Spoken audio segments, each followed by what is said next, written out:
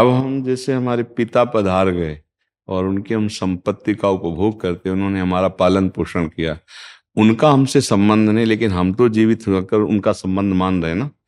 अब हम जब उनको सुकृत दान करेंगे, भजन का, दान पुण्य का, पिंड का, तो जिस योनि में होंगे उनको प्राप्त होगा, वो उनकी उन्नति होगी। अगर वो किसी कर्म के दंड विभाग में हैं, नरक आदि में, आप यहाँ भजन कर, उनका उत्थान हो जाएगा, उनका मंगल हो जाए। वो आपका संबंध नहीं मान रहे, लेकिन आपका संबंध है, आप जीवित हैं। आपका स्थूल शरीर जब पड़ा होता है सैया में और आप स्वप्न देख रहे होते हैं, तो आपका स्थूल जगत और स्थूल शरीर से कोई मतलब नहीं होता, लेकिन मतलब है, जगने वाले को स्थूल से मतलब होगा, होगा ना। ऐसे ही जब शरीर छूटता है तो इस स्थूल जगत का उसका संबंध विस्मृत हो जाता है, लेकिन आपका जागृत है तो आप उसका कल्याण कर सकते हैं, क्योंकि वो आपका पिता रहा है। उसको पता नहीं है, उस समय उसको ज्ञान नहीं है, लेकिन आपको पता है, तो आप उसका मंगल कर सकते हैं भजन के द्वारा, तीर्थयाटन के द्वारा, पिंडदान के द्वारा। अगर आप नहीं करते हैं तो आपका कर्तव्यहीनता होगी, क्योंकि आपका कर्तव्य बनता है। उन्होंने आपके लिए जो भी किया, अब वो चले गए, उनका कर्तव्य खत्म हो गया आपके प्रति, अब आपका कर्तव्य उनके प्रति है, क्योंकि वो आपका पिता का संबंध था।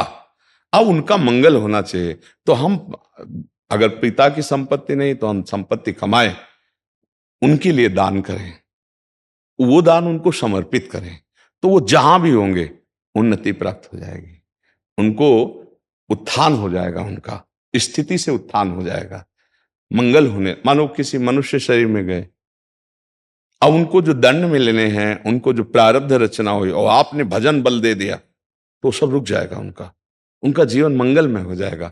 इसलिए प्रथा बनाई गई कि उनका अधूरा कार्य आप पूरा कर सकते हैं, उनको भगवत प्राप्ति करा सकते हैं। आप जब भजन करके भगवत प्राप्त होंगे, संकल्प करेंगे, तो बोले 21 पीढ़ियां तर जाती हैं, 14 आगे की और 7 पीढ़ी की, तो वो तो पिता है, उनको तो परम पद मिल ही जाएगा। उनको स्मृति नहीं है, आपको स्मृति है।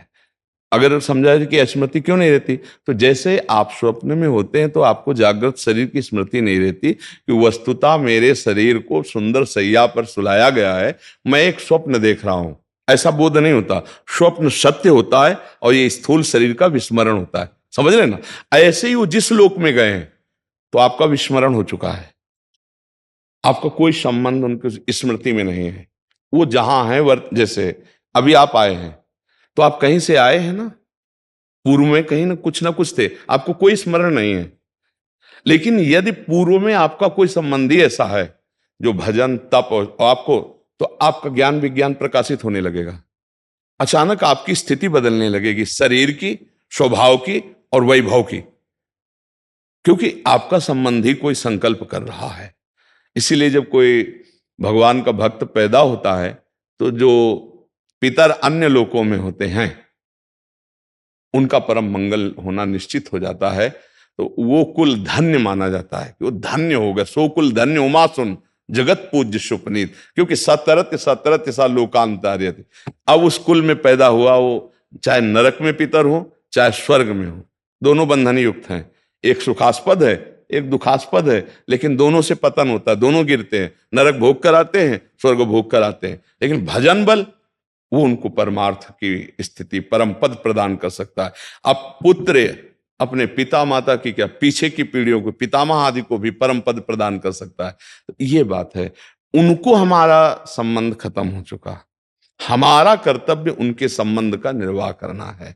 जैसे बहुत लोग हैं, पिता के लिए गया श्राद्ध आदि करते हैं, यज्ञ कराते हैं, भोज कराते हैं, पिता के निमित्त वो उसको सुकृत प्राप्त होता है। जाकर के पिता के निमित्त से भागवत कराते हैं, जप करवाते हैं, कीर्तन ये सब उसको प्राप्त होता है। तो वो जीवात्मा जो पिता बन के आया था उसको पता नहीं है, पर आपके इस दान पुण्य के बल से उसके जो दंड विधान थे वो क्षमा हो जाएंगे और आगे बढ़ जाएगा। इसलिए कहा जाता है कि जहां पुत्र हुआ, परिवार में संतान हुई, चाहे वो बच्ची हो चाहे बच्चा हो, तो को पिता प्रसन्न होता है कि अब हमारी दुर्गति नहीं होगी, ये भजन साधन अगर हमसे चूक हो गई तो ये भजन साधन के द्वारा मंगल कर देगा।